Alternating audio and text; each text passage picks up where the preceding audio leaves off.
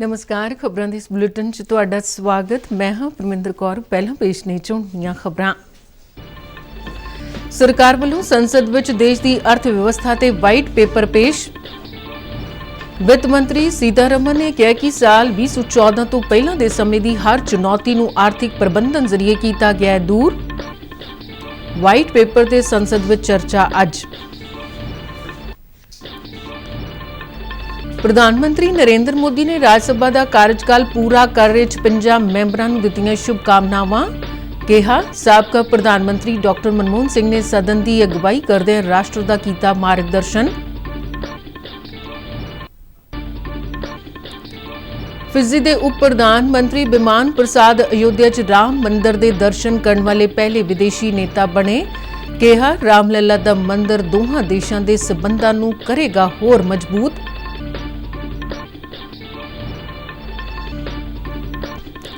पंजाब के स्पीकर ने किसानों ते नौजवानों नूं पशु पालन वर्गे कित्तियां प्रति उत्साहित करने की लोड़ ते दिता जोर। भारत ने बांग्लादेश नूं हरा के सैफ अंडर 19 महिला फुटबॉल चैंपीयनशिप का खिताब जित्तिया। हुण खबरां विस्तार नाल। सरकार ने देश की अर्थव्यवस्था ते संसद विच एक वाइट पेपर पेश किया। केंद्रीय वित्त मंत्री निर्मला सीतारमन वालों संसद के दोहां सदनां च पेश किए गए वाइट पेपर च कहा गया है कि साल 2014 तो पहले की हर चुनौती नूं ढुकवीआं नीतियां, सच्चे इरादिਆਂ ਅਤੇ सही फैसलिਆਂ ਦੇ ਨਾਲ आर्थिक प्रबंधन ਅਤੇ शासन के माध्यम राਹੀਂ दूर किया गया है। वाइट पेपर च आखिया गया कि सरकार ने देश नूं लगातार विकास के मजबूत रस्ते ते रखिया है। वाइट पेपर च यूपीए सरकार वालों रखिया खेतर भ्रष्टाचार ते घोटालियां कारण फैसले ना लए जान करके रखिया तैयारियां समझौता किया गया, जिस नाल तोपखाने, आसमान च मात पाउण वालियां तोपां, लड़ाकू जहाज़ां, पनडुब्बियां अते रात समय लड़न वाले उपकरणां नूं हासिल करन विच देरी हुई। सीतारमन ने कहा कि मोदी सरकार ने अर्थचारी की मजबूती लई कई सख्त फैसले लए। देश अज विश्व दीआं 5 सिखर दीआं अर्थव्यवस्थावां विचों एक है ते देश कोल $620 बिलियन तो वध दा रिकॉर्ड विदेशी मुद्रा भंडार है। We have committed to spend about 17% higher than even the RE of 23-24. The current year's RE being whatever it is, we are spending 17% more for the coming year. Then, sir, that same outlay is higher than the projected GDP growth rate of 10.5% during the next financial year.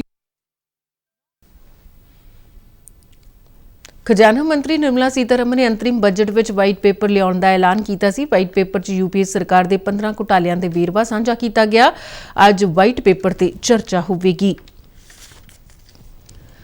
प्रधानमंत्री नरेंद्र मोदी ने राज्यसभा साबका प्रधानमंत्री doctor Manmohan Singh की तारीफ की। लोकसभा चोणां तो पहला ही संसद का आखिरी इजलास है, इसलिए प्रधानमंत्री मोदी ने राज्यसभा के 56 मैंबरां जिन्हां दा कार्यकाल 2 और 3 अप्रैल को खत्म हो रहा है उन्हां नूं शुभकामनावां दित्तियां।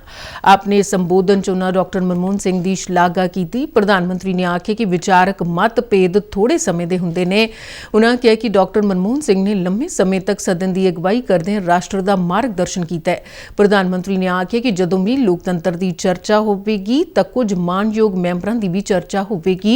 इस विच डॉक्टर मनमोहन सिंह के योगदान की जरूर चर्चा होगी। माननीय डॉक्टर मनमोहन सिंह जी का स्मरण करना चाहूंगा। 6 बार इस सदन में वो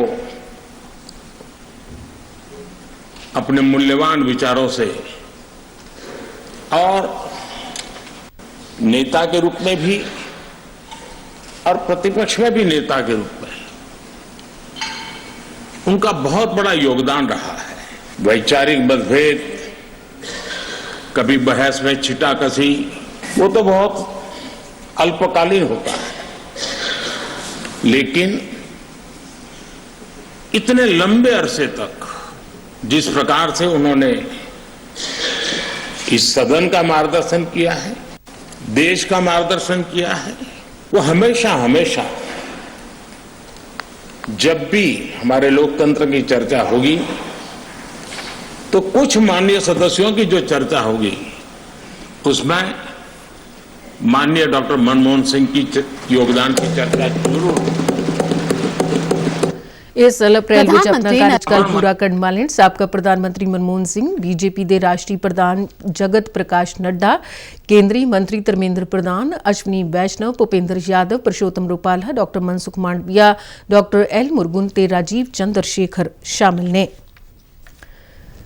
केंद्रीय मंत्रिमंडल ने प्रधानमंत्री नरेंद्र मोदी की प्रधानगी हेठ हुई बैठक दौरान कई अहम फैसले लिए। फैसलों बारे पत्रकार सम्मेलन दौरान जानकारी देंदे सूचना ते प्रसारण मंत्री अनुराग सिंह ठाकुर ने दस्सिया कि कैबिनेट ने स्पैक्ट्रम की नीलामी नूं मंजूरी दी है। कुल 10,500 मैगाहर्ट स्पैक्ट्रम की नीलामी की जाएगी। इस तो इलावा मंत्रिमंडल ने मच्छी पालन खेतर लिए वखरा फंड देन, एक्वा खेतर में बीमा की सहूलत उपलब्ध करवाउण, इनलैंड अते फिशरीज नाल जुड़ियां कई योजनावां नूं लागू करन अते मछेरियां दे विकास ते रोजगार के नवे मौके पैदा करने लिए इस खेतर नाल संबंधित सहायता योजनावां का भी ऐलान किया है। योजना क्रियान्वित की गई है। ये सेंट्रल स्पॉन्सर्ड स्कीम है। इसके अंतर्गत फिशरीज सेक्टर में उत्पादन और प्रोडक्टिविटी को बढ़ावा देने के लिए इनलैंड और मेरीन फिशरीज दोनों क्षेत्रों में विभिन्न प्रकार के प्रोजेक्ट्स अब तक लागू किए गए, चाहे पॉन्ड्स का विस्तार हो, केजेस हो, बोट्स हो, डीप सी फिशिंग हो, हैचरीज हो, कोल्ड स्टोरेज हो, रेफ्रिजरेटेड ट्रांसपोर्टेशन हो, आदि आदि इस तरह के उसमें कार्यक्रम थे। अब इसके अंतर्गत जो मैंने सब स्कीम की बात कही, जिसकी मंजूरी आज दी गई, ये फिशरीज सेक्टर्स को फॉर्मलाइजेशन की ओर ले जाने का एक प्रयास है, जिसमें इंस्टीट्यूशनल क्रेडिट भी मिलेगा, इंश्योरेंस की सुविधा भी उपलब्ध होगी और फिश प्रोडक्ट्स में सेफ्टी और क्वालिटी के स्टैंडर्ड्स को अपनाए जाने को और प्रोत्साहन दिया जाएगा और सप्लाई चेन को सुदृढ़ करने के लिए फिशरीज के क्षेत्र में काम करने वाले जो जितने भी लोग हैं उनके आय को वृद्धि मिलेगी। इस तो पहले लोक सभा च बोलदे अनुराग सिंह ठाकुर ने कहा कि सरकार ने मनरेगा का बजट बढ़ा के 1,10,000 करोड़ रुपए कर दिता है ते किसान सम्मान निधि तहत किसानों नूं 2,80,000 करोड़ रुपए दिते गए ने। उन्होंने आख्या कि सरकार ने किसानों की भलाई लई घट्टो घट्ट समर्थन मुल विच भी वाधा कीता है। चोन कमिशन ने 15 सूबे दी 56 राज सभा दी सीटां लई नोटिफिकेशन जारी कर दिते। इन्हां सीटां च 20 उत्तर प्रदेश, 6-6 महाराष्ट्र ते बिहार, 5-5 पश्चिमी बंगाल ते मध्य प्रदेश दियां, 4-4 गुजरात ते कर्नाटक दियां, 3-3 तेलंगाना, आंध्र प्रदेश, राजस्थान ते उड़ीसा दियां, 1-1 उत्तराखंड, छत्तीसगढ़, हरियाणा ते हिमाचल प्रदेश की सीट शामिल है। राज सभा के 50 मैंबरां दा कार्यकाल 2 अप्रैल नूं ते 6 मैंबरां दा 3 अप्रैल नूं खत्म हो रहा है। इन्हां सीटां लई नामजदगियां दाखिल करन दी आखिरी तारीख 15 फरवरी है। 16 फरवरी नूं नामजदगी पत्रां की जांच होवेगी ते 20 फरवरी नूं उम्मीदवार अपने नाम वापस लै सकणगे। चोणां लई वोटां 27 फरवरी नूं पाईआं जाणगीआं ते उसे दिन ही वोटां की गिणती होवेगी। फिजी के उप प्रधानमंत्री बिमान प्रसाद अयोध्या च राम मंदिर के दर्शन करने वाले पहले विदेशी नेता बन गए हैं। प्रसाद ने 6 मैंबरी वफद नाल श्री राम लला के दर्शन किए।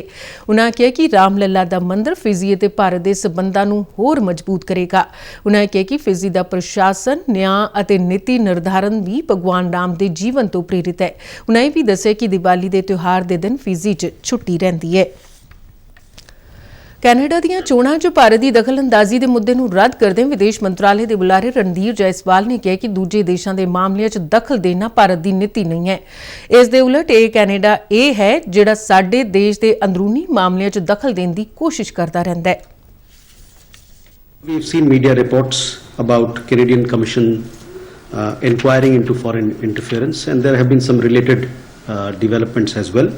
We strongly reject all such baseless allegations of Indian interference in Canadian elections. It is not Government of India's policy to interfere in democratic processes of other countries. In fact, quite on the reverse, it is Canada which has been interfering in our internal affairs. We have been raising this issue regularly with them. We continue to call on Canada to take effective measures to address our core concerns. पश्चिमी कमान इन्वेस्टीचर समारोह 2024 पलके ping डुब्बी च आयोजित किया जाएगा। समारोह दौरान भारतीय फौज के बहादुर जवानों, विलखण कर्मचारियों ते सर्वोत्तम यूनिटां नूं सन्मानित किया जाएगा। एक रखिया बुलारे ने कहा कि पश्चिमी कमांड के GOC NC lieutenant general RC Tiwari eastern command के बहादुर जवानों नूं बहादरी ते विलखण सेवा पुरस्कार प्रदान करेंगे। समारोह दौरान बहादरी लिए 20 सेना मैडलों, 2 विशिष्ट सेना मैडलों ते 4 विशिष्ट सेवा मैडलों समेत 26 बहादुर सैनिकों नूं सन्मानित किया जाएगा। इस तो इलावा फौज ਫੌਜ ਦੀਆਂ 2 ਯੂਨਿਟਾਂ ਨੂੰ COAS ਯੂਨਿਟ ਪ੍ਰਸ਼ੰਸਾ ਅਤੇ 32 ਯੂਨਿਟਾਂ ਨੂੰ GOC INC eastern command unit ਪ੍ਰਸ਼ੰਸਾ ਨਾਲ ਸਨਮਾਨਿਤ ਕੀਤਾ ਜਾਵੇਗਾ। ਪੰਜਾਬ ਵਿਧਾਨ ਸਭਾ ਦੇ ਸਪੀਕਰ ਕੁਲਤਾਰ ਸਿੰਘ ਸੰਧਵਾ ਨੇ ਕਿਹਾ ਕਿ ਸੂਬੇ ਦੇ ਨੌਜਵਾਨਾਂ ਤੇ ਕਿਸਾਨਾਂ ਨੂੰ ਪਸ਼ੂ ਪਾਲਣ, ਮੱਛੀ ਪਾਲਣ, ਕੋੜੇ ਪਾਲਣ ਅਤੇ ਡੇਅਰੀ ਨਾਲ ਸੰਬੰਧਿਤ ਕਿੱਤੇ ਅਪਣਾਉਣ ਦੇ ਵੱਖ-ਵੱਖ ਰੁਜ਼ਗਾਰ ਕਿੱਤਿਆਂ ਪ੍ਰਤੀ ਉਤਸ਼ਾਹਿਤ ਕਰਨਾ ਸਮੇਂ ਦੀ ਵੱਡੀ ਲੋੜ ਹੈ। ਚੰਡੀਗੜ੍ਹ 'ਚ ਵੱਖ-ਵੱਖ ਕਿੱਤਿਆਂ ਦੇ ਮਾਹਿਰਾਂ ਤੇ ਪਸ਼ੂ ਪਾਲਣ ਵਿਭਾਗ ਦੇ ਅਧਿਕਾਰੀਆਂ ਤੋਂ ਇਲਾਵਾ ਗੁਰੂ ਅੰਗਦ ਦੇਵ ਵੈਟਰਨਰੀ ਅਤੇ ਐਨੀਮਲ ਸਾਇੰਸਿਜ਼ ਯੂਨੀਵਰਸਿਟੀ ਲੁਧਿਆਣਾ ਦੇ ਉਪ ਕੁਲਪਤੀ ਨਾਲ ਇੱਕ ਬੈਠਕ ਦੌਰਾਨ ਉਨ੍ਹਾਂ ਕਿਹਾ ਕਿ ਨੌਜਵਾਨਾਂ ਤੇ ਕਿਸਾਨਾਂ ਨੂੰ ਖੇਤੀਬਾੜੀ ਦੇ ਸਹਾਇਕ ਕਿੱਤਿਆਂ ਲਈ ਉਤਸ਼ਾਹਿਤ ਕਰਨਾ ਜ਼ਰੂਰੀ ਹੈ ਤਾਂ ਜੋ ਉਨ੍ਹਾਂ ਦੀ ਆਮਦਨ ਦੇ ਸਾਧਨ ਬਣ ਸਕਣ। ਉਨ੍ਹਾਂ ਪਸ਼ੂ ਪਾਲਣ ਵਿਭਾਗ ਦੇ ਅਧਿਕਾਰੀਆਂ ਤੇ ਯੂਨੀਵਰਸਿਟੀ ਨੂੰ ਇਸ ਲਈ ਇੱਕ ਸਾਂਝੀ ਤਜਵੀਜ਼ ਤਿਆਰ ਕਰਨ ਲਈ ਵੀ ਕਿਹਾ। ਪੰਜਾਬ ਦੇ ਨਵੀਂ ਅਤੇ ਨਵਿਆਉਣਯੋਗ ਊਰਜਾ ਮੰਤਰੀ ਅਮਨ ਅਰੋੜਾ ਨੇ ਕਿਹਾ ਕਿ ਸੂਬੇ 'ਚ ਗ੍ਰੀਨ ਊਰਜਾ ਦੇ ਉਤਪਾਦਨ ਨੂੰ ਹੋਰ ਵਧਾਉਣ ਲਈ ਇਸ ਸਾਲ ਦੇ ਅੰਤ ਤੱਕ 79 ਟਨ ਪ੍ਰਤੀ ਦਿਨ ਦੀ ਸਮਰੱਥਾ ਵਾਲੇ 7 ਕੰਪਰੈਸਡ ਬਾਇਓਗੈਸ ਪ੍ਰੋਜੈਕਟ CBG ਸ਼ੁਰੂ ਕੀਤੇ ਜਾਣਗੇ। ਚੰਡੀਗੜ੍ਹ ਤੋਂ ਜਾਰੀ ਇੱਕ ਬਿਆਨ ਵਿੱਚ ਉਨ੍ਹਾਂ ਦੱਸਿਆ ਕਿ ਇਨ੍ਹਾਂ ਪ੍ਰੋਜੈਕਟਾਂ 'ਚ 2,72,000 ਟਨ ਝੋਨੇ ਦੀ ਪਰਾਲੀ ਦੀ ਖਪਤ ਹੋਵੇਗੀ ਅਤੇ ਇਹ ਪ੍ਰੋਜੈਕਟ ਸੂਬੇ 'ਚ ਪਰਾਲੀ ਸਾੜਨ ਦੀ ਸਮੱਸਿਆ ਨੂੰ ਹੱਲ ਕਰਨ ਤੋਂ ਇਲਾਵਾ ਕੁਦਰਤੀ ਅਤੇ ਸਾਫ਼ ਸੁਥਰੀ ਊਰਜਾ ਦੇ ਉਤਪਾਦਨ 'ਚ ਪੰਜਾਬ ਨੂੰ ਦੇਸ਼ ਦਾ ਮੋਹਰੀ ਸੂਬਾ ਬਣਾਉਣ 'ਚ ਮਦਦ ਕਰਨਗੇ। ਉਨ੍ਹਾਂ ਦੱਸਿਆ ਕਿ ਸਰਕਾਰ ਨੇ ਆਰਥਿਕਤਾ ਨੂੰ ਡੀਕਾਰਬੋਨਾਈਜ਼ ਕਰਨ ਅਤੇ ਰਵਾਇਤੀ ਬਾਲਣ ਤੇ ਨਿਰਭਰਤਾ ਘਟਾਉਣ ਲਈ ਹਾਈਡਰੋਜਨ ਨੀਤੀ ਵੀ ਤਿਆਰ ਕੀਤੀ ਹੈ। ਉਨ੍ਹਾਂ ਦੱਸਿਆ ਕਿ ਪਿਛਲੇ ਸਾਲ ਸੂਬੇ ਦੀਆਂ 101 ਸਰਕਾਰੀ ਇਮਾਰਤਾਂ ਨੂੰ ਸੋਲਰ ਪੈਨਲਾਂ ਨਾਲ ਲੈਸ ਕੀਤਾ ਗਿਆ ਤੇ ਪੇਡਾ ਵੱਲੋਂ ਇਸ ਸਾਲ 897 ਹੋਰ ਸਰਕਾਰੀ ਇਮਾਰਤਾਂ ਨੂੰ ਸੋਲਰ ਪੈਨਲਾਂ ਨਾਲ ਲੈਸ ਕਰਨ ਦਾ ਟੀਚਾ ਮਿੱਥਿਆ ਗਿਆ। ਵਿਕਸਿਤ ਭਾਰਤ ਸੰਕਲਪ ਯਾਤਰਾ ਤਹਿਤ ਪੰਜਾਬ ਦੇ 4 ਸ਼ਹਿਰਾਂ ਪਟਿਆਲਾ, ਲੁਧਿਆਣਾ, ਜਲੰਧਰ ਅਤੇ ਅੰਮ੍ਰਿਤਸਰ 'ਚ ਜਾਗਰੂਕਤਾ ਵੈਨਾਂ ਰਾਹੀਂ ਲੋਕਾਂ ਨੂੰ ਕੇਂਦਰ ਸਰਕਾਰ ਦੀਆਂ ਯੋਜਨਾਵਾਂ ਬਾਰੇ ਜਾਗਰੂਕ ਕੀਤਾ ਜਾ ਰਿਹਾ ਹੈ। ਇਸ ਤੋਂ ਪਹਿਲਾਂ ਤਕਰੀਬਨ 2 ਮਹੀਨੇ ਤੱਕ ਵਿਕਸਿਤ ਭਾਰਤ ਯਾਤਰਾ ਤਹਿਤ ਪਿੰਡਾਂ ਤੇ ਸ਼ਹਿਰਾਂ 'ਚ ਲੋਕਾਂ ਨੂੰ ਕੇਂਦਰ ਦੀਆਂ 17 ਲੋਕ ਕਲਿਆਣ ਯੋਜਨਾਵਾਂ ਬਾਰੇ ਜਾਣਕਾਰੀ ਸਾਂਝੀ ਕੀਤੀ ਗਈ। ਪਟਿਆਲਾ ਦੇ ਸ਼ਹਿਰੀ ਖੇਤਰਾਂ 'ਚ ਪੈਂਦੇ ਰਜਬਾਹਰ ਰੋਡ ਨੰਬਰ 21 ਫਲਾਈਓਵਰ ਦੇ ਹੇਠਾਂ ਪੈਂਦੇ ਇਲਾਕਿਆਂ ਰਾਮਨਗਰ, ਗ੍ਰੀਨ ਵਿਊ ਕਲੋਨੀ ਅਤੇ ਇਸ ਦੇ ਆਸ-ਪਾਸ ਦੇ ਖੇਤਰਾਂ 'ਚ ਜਾਗਰੂਕਤਾ ਵੈਨ ਤੇ ਵੱਖ-ਵੱਖ ਕੇਂਦਰ ਸਰਕਾਰ ਦੀਆਂ ਯੋਜਨਾਵਾਂ ਸੰਬੰਧੀ ਡਾਕੂਮੈਂਟਰੀਆਂ ਲੋਕਾਂ ਨੂੰ ਦਿਖਾਈਆਂ ਗਈਆਂ। ਇਸ ਮੌਕੇ ਕੇਂਦਰ ਦੀਆਂ ਯੋਜਨਾਵਾਂ ਨੂੰ ਉਜਾਗਰ ਕਰਦੇ ਪੈਂਫਲੇਟ ਅਤੇ ਕੈਲੰਡਰ ਵੀ ਮੌਕੇ ਤੇ ਮੌਜੂਦ ਲੋਕਾਂ ਨੂੰ ਵੰਡੇ ਗਏ। ਇਸ ਦੌਰਾਨ ਜਿਹੜੇ ਯੋਗ ਪਾਤਰੀ ਕੁਝ ਕਾਰਨਾਂ ਕਰਕੇ ਕੇਂਦਰ ਦੀਆਂ ਯੋਜਨਾਵਾਂ ਦਾ ਲਾਭ ਲੈਣ ਤੋਂ ਵਾਂਝੇ ਰਹਿ ਗਏ ਨੇ ਉਹਨਾਂ ਨੂੰ ਛੇਤੀ ਤੋਂ ਛੇਤੀ ਸਕੀਮਾਂ ਦਾ ਲਾਹਾ ਲੈਣ ਦਾ ਸੱਦਾ ਦਿੱਤਾ ਗਿਆ। ਕੁਝ ਇੱਕ ਲਾਭ ਪਾਤਰੀਆਂ ਨੇ ਇਸ ਮੌਕੇ ਆਪਣੇ ਵਿਚਾਰ ਹੋਰਨਾਂ ਨਾਲ ਵੀ ਸਾਂਝੇ ਕੀਤੇ। ਭਾਰਤ ਨੇ ਢਾਕਾ 'ਚ ਖੇਡੇ ਗਏ 4 ਦੇਸ਼ਾਂ ਦੀ ਸੈਫ ਅੰਡਰ 19 ਮਹਿਲਾ ਫੁੱਟਬਾਲ ਚੈਂਪੀਅਨਸ਼ਿਪ ਦਾ ਖਿਤਾਬ ਜਿੱਤ ਲਿਆ। ਫਾਈਨਲ 'ਚ ਅੱਜ ਭਾਰਤ ਅਤੇ ਬੰਗਲਾਦੇਸ਼ ਵਿਚਾਲੇ ਨਿਰਧਾਰਿਤ ਸਮੇਂ 'ਚ ਮੈਚ ਦਾ ਫੈਸਲਾ ਨਾ ਹੋਣ ਕਾਰਨ ਪੈਨਲਟੀ ਸ਼ੂਟਆਊਟ ਤੋਂ ਬਾਅਦ ਸਿੱਕਾ ਉਛਾਲ ਕੇ ਮੈਚ ਦਾ ਫੈਸਲਾ ਕੀਤਾ ਗਿਆ। ਨਿਰਧਾਰਿਤ ਸਮੇਂ ਤੱਕ ਦੋਹਾਂ ਟੀਮਾਂ ਵਿਚਾਲੇ ਮੁਕਾਬਲਾ 1-1 ਨਾਲ ਬਰਾਬਰੀ ਤੇ ਰਿਹਾ। ਇਸ ਤੋਂ ਬਾਅਦ ਪੈਨਲਟੀ ਸ਼ੂਟਆਊਟ 'ਚ ਦੋਹਾਂ ਟੀਮਾਂ ਦੇ ਸਾਰੇ ਹੀ 11 ਖਿਡਾਰੀਆਂ ਨੇ ਆਪਣੇ ਪੈਨਲਟੀ ਸ਼ੂਟਆਊਟ ਨੂੰ ਗੋਲ ਵਿੱਚ ਬਦਲਿਆ।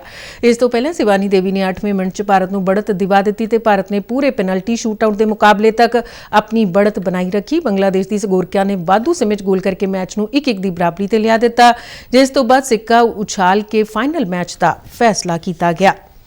खबरां दे बुलेटिन साडे दर्शक RNU DD के जलंधर दे YouTube चैनल, फेसबुक पेज ते सोशल मीडिया प्लेटफॉर्म X ते भी देख सकते हैं। ते बुलेटिन दे अखीर विच चोण दीआं खबरां एक बार फिर तो। सरकार वालों संसद विच देश की अर्थ व्यवस्था ते वाइट पेपर पेश। ਵਿੱਤ ਮੰਤਰੀ ਸੀਤਾਰਮਨ ਨੇ ਕਿਹਾ ਕਿ ਸਾਲ 2014 ਤੋਂ ਪਹਿਲਾਂ ਦੇ ਸਮੇਂ ਦੀ ਹਰ ਚੁਣੌਤੀ ਨੂੰ ਆਰਥਿਕ ਪ੍ਰਬੰਧਨ ਜ਼ਰੀਏ ਕੀਤਾ ਗਿਆ ਦੂਰ। ਵਾਈਟ ਪੇਪਰ ਤੇ ਸੰਸਦ ਵਿੱਚ ਚਰਚਾ ਅੱਜ। ਪ੍ਰਧਾਨ ਮੰਤਰੀ ਨਰਿੰਦਰ ਮੋਦੀ ਨੇ ਰਾਜ ਸਭਾ ਦਾ ਕਾਰਜਕਾਲ ਪੂਰਾ ਕਰਨ ਵਿੱਚ 50 ਮੈਂਬਰਾਂ ਨੂੰ ਦਿੱਤੀਆਂ ਸ਼ੁਭਕਾਮਨਾਵਾਂ। ਕਿਹਾ ਸਾਬਕਾ ਪ੍ਰਧਾਨ ਮੰਤਰੀ ਮਨਮੋਹਨ ਸਿੰਘ ਨੇ ਸਦਨ ਦੀ ਅਗਵਾਈ ਕਰਦੇ ਰਾਸ਼ਟਰ ਦਾ ਕੀਤਾ ਮਾਰਗਦਰਸ਼ਨ। फिजी के उप प्रधानमंत्री विमान प्रसाद अयोध्या च राम मंदिर के दर्शन करने वाले पहले विदेशी नेता बने। कहा रामलला का मंदिर दोहां देशों के संबंधां नूं करेगा होर मजबूत। पंजाब के स्पीकर ने किसानों ते नौजवानों नूं पशु पालन वर्गे कित्तियां प्रति उत्साहित करन दी लोड़ ते दिता जोर। भारत ने बांग्लादेश नूं हरा के सैफ अंडर 19 महिला फुटबाल चैंपीयनशिप का खिताब जित्तिया। इस दे नाल ही खबरां दा बुलेटिन खत्म हुंदा है। इजाजत दिओ, नमस्कार।